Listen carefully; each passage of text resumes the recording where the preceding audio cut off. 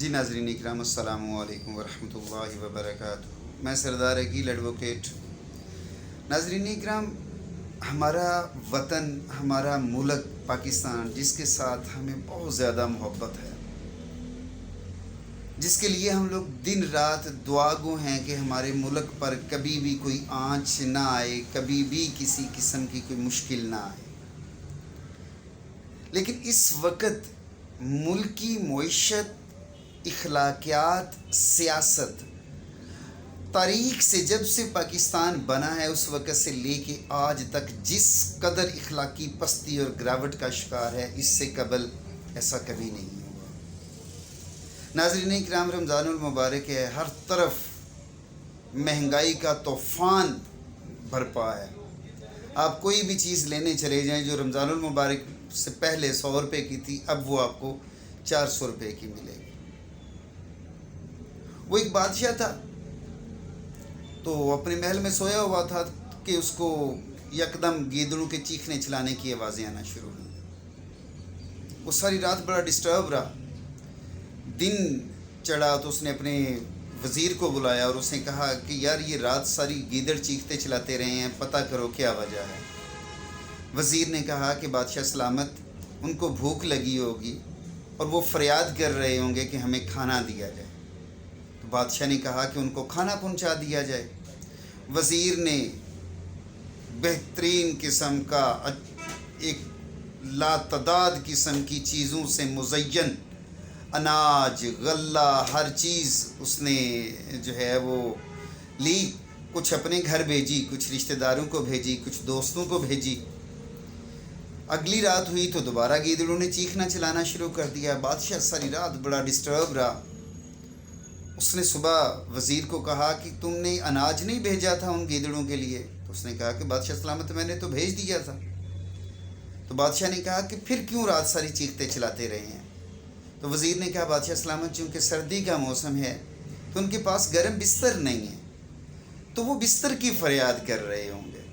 بادشاہ نے کہا کہ فوری طور پہ ان کے لیے بستر اور گرم لحاف یا کمبل کا جو ہے وہ بندوبست کیا جائے۔ وزیر نے وہ بستر اور کمبل لیے، کچھ اپنے گھر بھیجے، کچھ دوستوں کو، کچھ رشتہ داروں کو بھیج دیے۔ تیسرا دن ہوا تو گیدڑوں نے اگین چیخنا چلانا شروع کر دیا، شاؤٹ کرنا شروع کر دیا۔ تو بادشاہ بڑا ڈسٹرب ہوا۔ اس نے اسی وقت، اس کو بڑا غصہ آیا، اس نے اسی وقت وزیر کو بلایا۔ اس نے کہا کہ کیا تم نے ان کو اناج اور بستر نہیں بھیجے تھے؟ اس نے کہا میں نے بادشاہ سلامت بھیج دیے تھے۔ تو اس نے کہا کہ پھر ابھی کیوں یہ شور کر رہے ہیں؟ اس نے کہا بادشاہ سلامت، میں ابھی جا کے پتہ کر کے آتا ہوں۔ چونکہ وزیر بہت چالاک، عیار اور دانا قسم کا آدمی تھا۔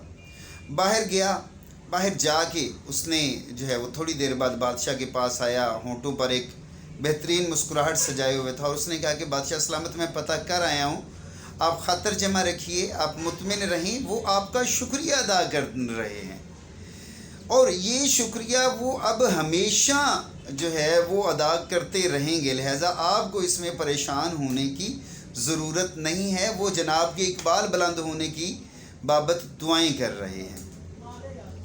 تو ناظرین اکرام، ہمارے ملک کی بھی یہی صورتحال ہے۔ نیچے لوگ خودکشیاں کر رہے ہیں، اپنے بچوں کو زہر دے رہے ہیں، اس کے بعد خود زہر کھا رہے ہیں۔ یعنی کہ وہ یہ بھی چیز برداشت نہیں کر سکتے کہ ہمارے بچے ہمارے مرنے کے بعد بھی یارو مددگار ہو جائیں۔